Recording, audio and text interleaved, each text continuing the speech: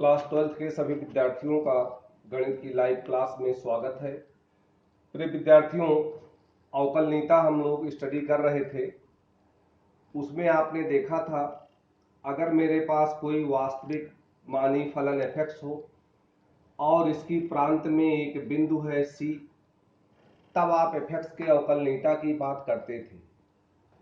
आप कहते थे कि फलन अगर अवकलनीय है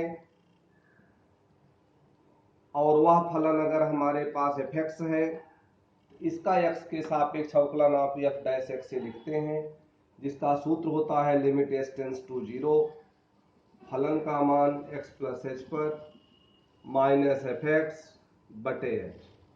फिर आपने कहा था कि इसका बायां पक्ष और दायां पक्ष अगर बराबर हो, वास्तविक हो या इसकी सीमा अस्तित्व में हो तो अवकलनीय होगा। फिर हमने लिया था इस f(x) की प्रांत में एक बिंदु f(x) x बराबर c पर अवकलनीय होगा यदि जहां जहां x है आप c लिख दो, f' limit s tends to 0 fc plus h minus fc बटे h, यदि इसकी सीमा अस्तित्व में हो, अर्थात इसके बाएं पक्ष की सीमा, इसके दाएं पक्ष की सीमा वास्तविक हो और बराबर हो। 11th में फर्स्ट ईयर में आपने स्टडी किया था सीमा वाले चैप्टर में। एक्चुअल में मेन सूत्र नहीं है। जब भी आप कहते हैं f' की बात, तो लिमिट f, चलो इसको थोड़ा सा और अच्छे ढंग से लिखते हैं, f(x) minus fc x minus c limit s tends to 0 f'(c). मुख्य सूत्र ये था आपका कि लिमिट f(x) माइनस fc बटे x माइनस c, यही है कि f' का मान x बराबर c पर। फिर आपने क्या किया था कि x की जगह आपने लिख दिया था c प्लस h, जब आप दाएं पक्ष की सीमा आप निकालते थे। जैसे अगर आप मानेंगे, माना x बराबर c प्लस h, यहां बेटा x की कर दो क्योंकि s तो है ही नहीं अभी, x टेंड्स टू c। इसको याद कर लेना, 11th में आपने पढ़ा था f' बराबर लिमिट f(x) माइनस fc बटे x माइनस c। अगर इसी की सीमा अस्तित्व में होती है तब हम लोग कहते हैं अवकलनीय है। अब इसी के माध्यम से ये सूत्र ऊपर वाला आता है। देखिए कैसे, अगर इसकी सीमा अस्तित्व में है तो दाएं पक्ष की सीमा भी निकालेंगे, बाएं पक्ष की सीमा भी निकालेंगे, दोनों के मान बराबर हैं। आइए हम लोग दाएं पक्ष की सीमा के लिए बात करते हैं। तो आप कहते थे x tends to c plus निकालेंगे, और c प्लस के लिए आप कहते थे हम मानेंगे x बराबर c प्लस h, और फिर आप लिखते थे जब x tends to c plus और s टेंड्स टू 0, यही मान भर रहे हैं। x का मान आपने कह दिया है c प्लस h, ये तो fc ही है। यहां देखो x की जगह क्या आ गया, c plus h minus c है। अब x नहीं है तो यहाँ h की सीमा लग गई है, और यही है बेटा f'(c).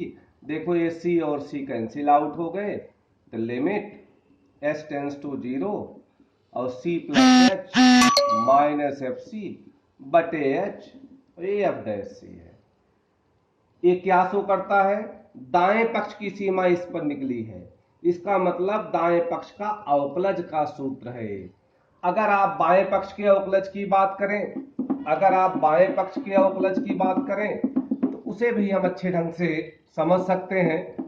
आइए देखते हैं कैसे। बाएं पक्ष में आप कहेंगे limit x tends to c minus f(x) minus fc बटे x माइनस c।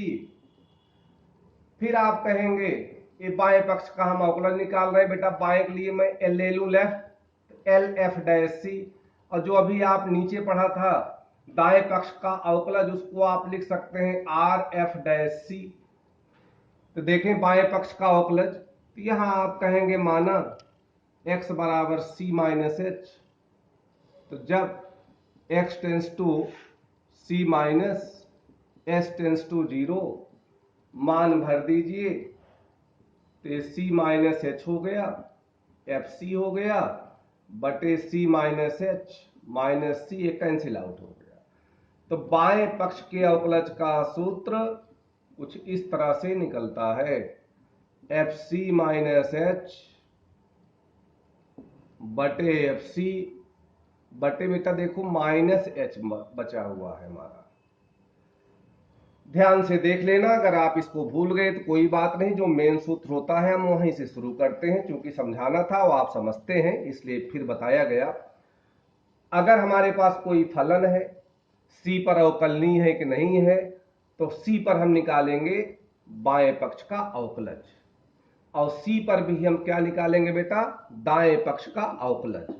अगर दोनों के मान वास्तविक हों अर्थात अस्तित्व में हों और बराबर हों, तब हम लोग कहेंगे कि अवकलनीय है। देखो हमने लिखा आर एफ डैश सी, इसी को आप हेडिंग बनाकर लिख सकते हैं कि एफ एक्स का एक्स बराबर सी पर दाएं पक्ष का अवकलज। कौन सा सूत्र अभी बताया था बताओ, लिमिट एस टेंस टू 0, सी पर दाएं पक्ष का अवकलज, तो सी से थोड़ा बड़ा होगा, तो फलन का मान सी प्लस एच पर माइनस फलन का मान सी पर, अब बटे बेटा क्या एच। तो ये है सूत्र दाएं पक्ष के अवकलज का, और ऊपर वाला सूत्र है बाएं पक्ष के अवकलज का। उम्मीद करते हैं आप याद रखेंगे। बाकी हम लोग कल से पढ़ेंगे संयुक्त फलनों का अवकलन।